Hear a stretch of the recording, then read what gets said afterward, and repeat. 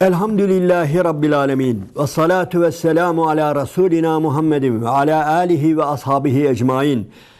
Allah'ın selamı, rahmeti, bereketi üzerinize olsun aziz ve muhterem kardeşlerim. Bir Kur'an iklimi programında yine birlikteyiz ve Fetih suresine başlamıştık ve birinci sayfadan biraz yapmıştık. Birkaç ayeti kerime yapmıştık. Devam edelim kaldığımız yerden. Buyuruyor ki Allahu Teala Bismillahirrahmanirrahim. Yani bu fethi sana vermekle, apaçık fetih vermekle, senin gelmiş geçmiş bütün günahlarını affetmekle, ümmetin de aynı şekilde günahlarını affetmekle, seni dosdoğru bir yola, hidayete erdirmekle, sırat-ı müstakim üzere bulundurmakla bunları yapmıştır. Bir de Bismillahirrahmanirrahim لِيُدْخِلَ الْمُؤْمِنِينَ وَالْمُؤْمِنَاتِ Allah mümin erkekleri ve mümin kadınları cennetin tecri min tahtihel enhar, altından, zemininden, önünden, arkasından ırmakların aktığı o cennetleri lütfeylemek, oraya girdirmek için bunu yapmıştır. Yani Allah'ın sizin üzerinizdeki nimetleri budur. Burada muhterem kardeşler, Allah-u Teala özellikle var ya, bayanları zikrediyor. Halbuki zaten müminleri cennete girdirecek dediği zaman biz hiç kadın erkek ayırt etmeden aklımıza gelir, öyle değil mi? Allah-u Teala iman eden ve salih amel işleyenleri ne yapacak? Cennetine girdirecektir.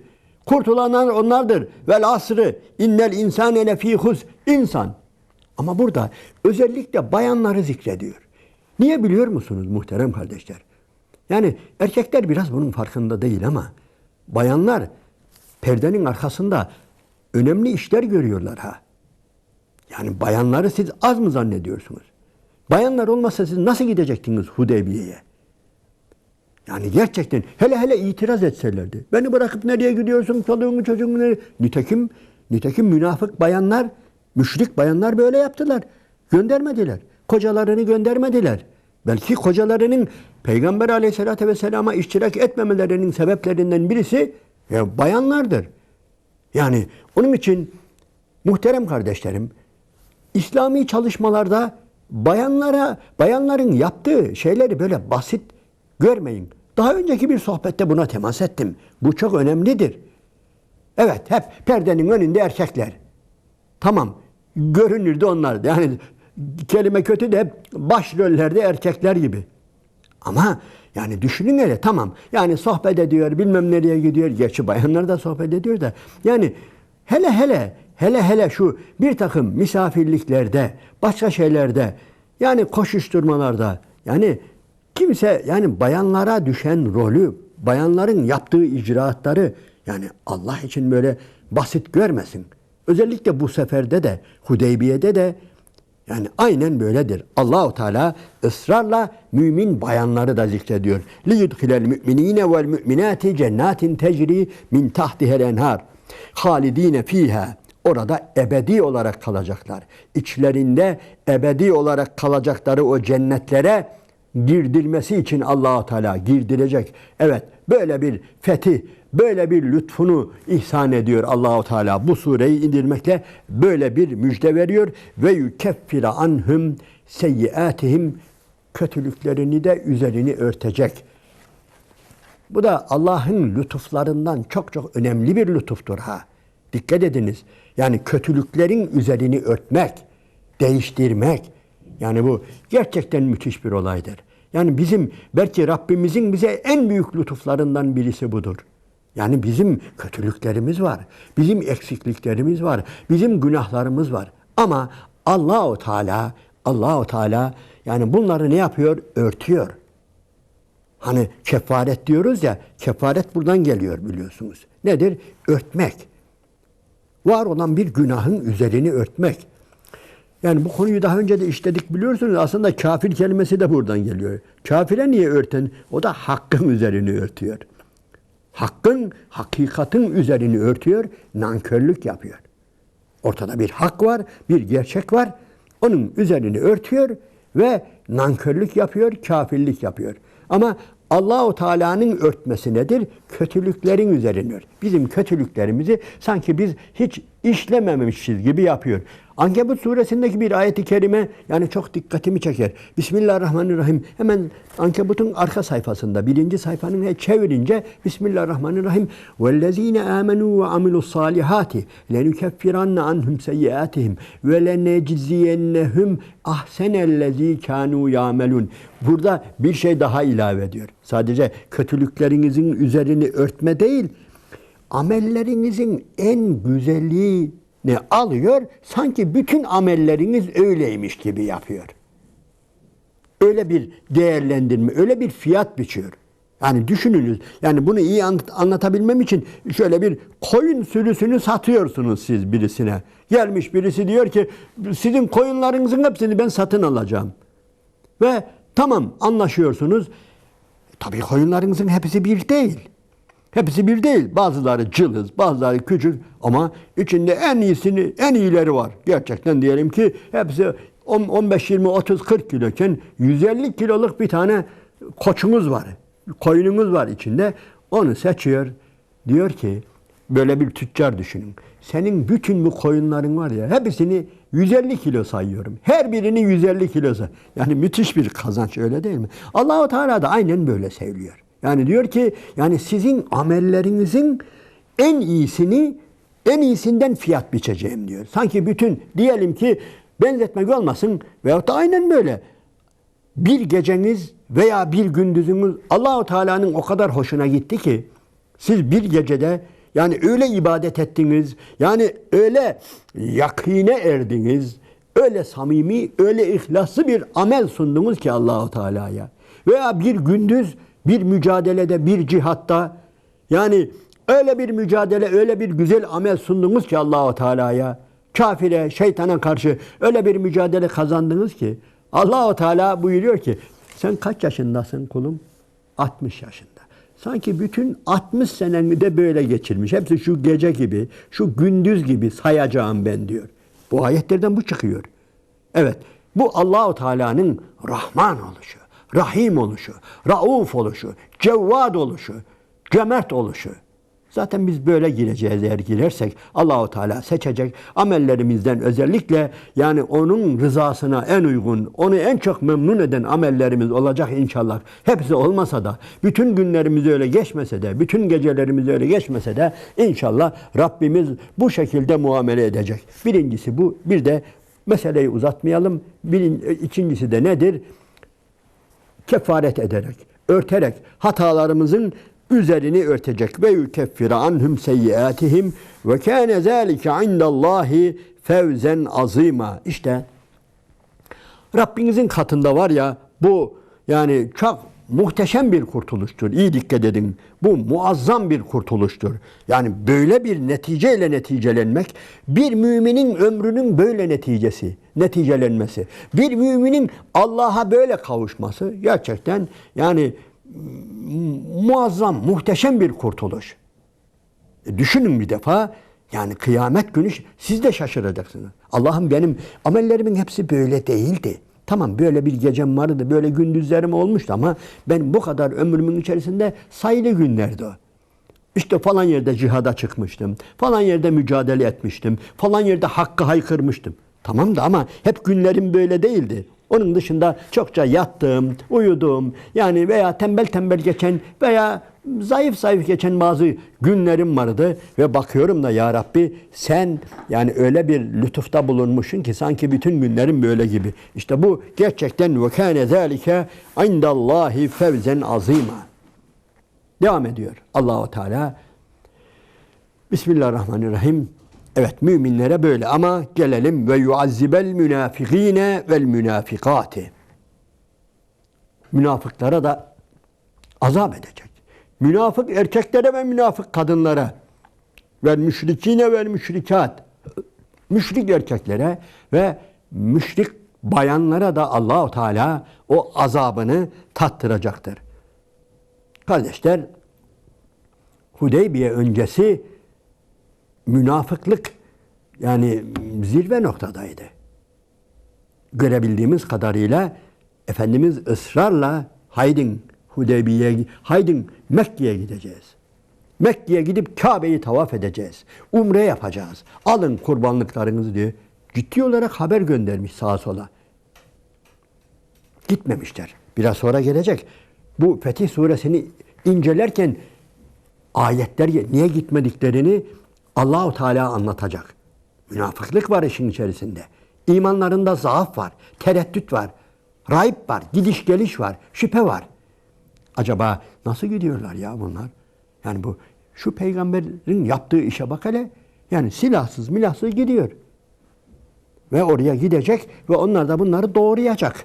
Öyle daha düne kadar 3 defa geldiler dedik defalarca. Yani Bedir'de geldiler, Uhud'da geldiler, Hendek'te geldiler ve kafaya koymuşlar. O müşrikler, Kureyş, bu Muhammed ve adamlarını yok etmek için, müminleri yok etmek için kafaya koymuşlar.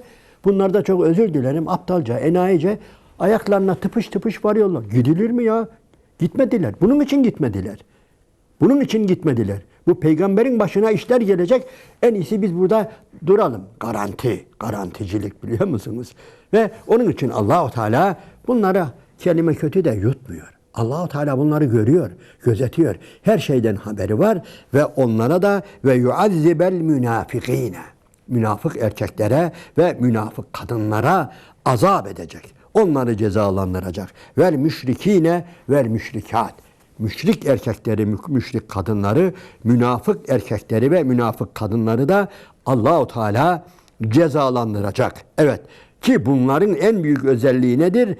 Ezzannine billahi zannessev. Allah hakkında kötü düşündüler. Allah hakkında kötü düşünmek bu. Deminki söylediğim düşünce, yani onlar gidecekler, bir daha gelemeyecekler. Mekke'ye, Ku'ya umre yapacağız diye gidecekler ve orada kalacaklar. Ve inanın bunlar aynı zamanda hem böyle düşünmüşler, bu düşünce de yani üzülmemişler bundan dolayı daha. Yani üzülselerdi ya görüyor musun ya? Şöyle olsaydı eğer bu insanlar yani Peygamber Aleyhisselatü Vesselam'a iştirak etmeyenler, onunla beraber Mekke'ye gitmeyenler, Umre'ye gitmeyenler şöyle düşünselerdi biraz hak verirdik. Şuna bak ya, bize uymadı, bizi dinlemediler, gittiler, şimdi öldürülecekler orada. Görüyor musun ya? Şunların başına gelecek işe üzülmediler daha. Ne yaptılar? Gizli gizli sevindiler. Öyle bir hayal kurdular. Gözlerinin önüne böyle bir sahne geldi. Dikkat edin, aynen Allahu Teala bunu anlatıyor. Gözlerinin önüne böyle bir sahne geldi. Gidecekler, bu 1400 kişi Müslümanlar gidecekler. Ellerinde söylediğim gibi zırhları yok, okları yok, mancınıkları yok, bilmem neleri yok. Ve gidecekler oraya, o zalim Mekke'nin karşısına varacaklar. 10-15 bin kişilik Mekke bunları orada doğrayacak, öldürecek, yok edecek. Yani ve bu gözlerinin önünde böyle güzel gözüktü onlara. Şeytan bu sahneyi, bu fotoğrafı, bu tahayyülü süsledi ve sevindiler bundan dolayı da. Yani iyi.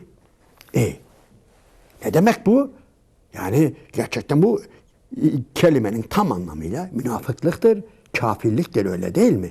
Münafıklıktır, kafirliktir ve Allah hakkında ezzannine billahi zannessev. Allah hakkında kötü bir düşüncedir bu. Ve Allah-u Teala da işte ne yapacak? Onlara böyle bir ceza verecek kıyamette. Fakat kıyamete bırakmıyor. Devam ediyor. Aleyhim dairatü's sev. Başlarına o kötülük gelsin diyor. Hani biz şey yaparız ya, beddua ederiz ya, bu biraz bedduamsı bir kelimedir. Başlarına gelesice. O düşündükleri kötülükler var ya, kendi başlarına gelsin diyor Allah-u Teala. Kendiler böyle bir akıbete uğrasınlar. O hayal ettikleri Peygamber Aleyhisselatü Vesselam ve müminler hakkında hayal ettikleri sahne var ya, inşallah o onların başına gelir. Aleyhim dairatü's sev ve gadaballahu aleyhim. İşte Allah onlara gazap etmiştir. Allah böyle bir düşünceye, böyle bir tahayyüle, böyle bir suizanla Allah-u Teala gazap etmiştir ve la'nehum ve onlara lanet etmiştir. Kardeşler, Yani bu kelimeler Kur'an'ın her yerinde geçmiyor ha. Hem gazap ediyor, hem lanet ediyor, hem daha önce de söylediğim gibi beddua ediyor Allahu Teala. Beddua gerçi insan eder de yani Allahu Teala bunu istiyor. Başlarına geçsin o diyor. Ve e'adde lehum cehennem, ve onlar için bir cehennem hazırlamıştır buyuruyor Allahu Teala. Ve saet masira. Ne kötü bir son duraktır. Ne kötü bir sondur. Ne kötü bir finaldir. Ne kötü bir finiştir. Yabancı kelimeler kullanıyoruz ama yani biraz da böyle anlatabiliyoruz. Kelimenin anlamı çok geniş olduğu için ne kötü bir bitiş, ne kötü bir son durak, ne kötü bir final ve finiştir bu. Evet. Ne acı bir olay. Allahu Teala bizleri böyle düşünmekten muhafaza buyursun. Bu çok önemlidir. Bitmedi. Yani bu zannetmeyin ki sadece Medine'deki müşriklerin veya münafıkların başına gelen bir iş. Dünya devam ediyor. Cihat da devam ediyor. Aynı sahneler devam ediyor. Münafıklarla, müşriklerle, kafirlerle, emperyalistlerle, zalimlerle müminlerin mücadelesi hep devam ediyor. Ve yani biz de görüyoruz. Nice insanlar görüyoruz. Gitme. Gitme. Biz bu sözü çok işittik. Gitme diyenleri. Yani evladına veya komşusuna veya birisine veya arkadaşına, eşine gitme ya ne işin var diyen çok insan duyduk. Onun için biz böyle bir pozisyona düşmeyelim. Aziz ve muhterem izleyenlerim. Tehlikeli bir pozisyondur. Zannetmeyin ki bu önceydi. Geride kaldı. Mekke'de kaldı. Medine'de kaldı. Zannetmeyin. Hep bu imtihanlardan yine geçiyoruz ve devam ediyoruz. Velillahi cunudus semavati vel ard. İyi bilin ki yerlerin ve göklerin orduları Allah'a aittir. Demin de söylemişti, burada tekrar ediyor. İnanın buna. Allah güçlüdür. Allah kavidir. Rakamlara bakmayın siz. 1400 kişiymişsiniz. Kılıçsız mısınız? Silahsız mısınız? Hiç bunlara bakmayın. Yerlerin ve göklerin orduları Allah'a aittir. Ve aziz ve muhterem kardeşlerim, bu surenin sonunda gelecek. İnanınız ki Allah eğer isteseydi diyor, o 1400 silahsız Müslümana da Mekke'yi fethettirirdi diyor. Biraz kanlı olurdu ama Mekke'yi fethettirirdi. İnanınız ilerideki ayeti kerimeler bunu açıklıyor. O 1400 kişi evet silahsız, oksuz, mızraksız ama onlar ihlaslı, samimi. Hani zaten biat ettiler. O ağacın altında Hazreti Osman'ın, eğer Hazreti Osman'ın başına bir iş gelmişse intikamını alacaklarına dair, kanlarının son damlasına kadar çarpışacaklarına dair biat ettiler ya. Bu biatın sonunda yani öyle bir manevi bir havaya girmişlerdi ki inanınız Mekke'yi fethedebilirlerdi. Ama söylediğimiz gibi Allah-u Teala müsaade etmedi. 2 sene sonraya bıraktı bu işi. Onun da bir bildiği var, onun hikmeti var. Yoksa yani velillahi cunudus semavati vel ard. Yerlerin ve göklerin o görünmeyen orduları Allah'a aittir. Ve kânallahu azizen hakîmâ. O Allah nedir? Azizdir, güçlüdür, kuvvetlidir, hakimdir. Yani biraz evvel de alimen hakima geçti. Burada elbette birbirine benzeyen aynı kelimeler gibi ama birinde hikmet var, birinde hakimiyet var yerine göre. Birinde ilim var, birinde aziz olmak var, güçlü olmak var. Allah böylesine azizdir, hakimdir. Allahu Teala bizleri bu şekilde, Rabbini bu şekilde tanıyanlardan eylesin. Özellikle kafirlerin, zalimlerin, diktatörlerin karşısında dikilirken Rabbinin bütün ordularının kendileriyle beraber olduğunu hisseden, bu şekilde emin olan, iman eden kullarından eylesin bizleri. Kaldığımız yere inşallah devam edeceğiz. Fetih Suresine şu anda sohbeti burada noktalıyoruz. Aziz ve muhterem izleyenlerim, Rabbimin selamı, rahmeti, bereketi üzerinize olsun.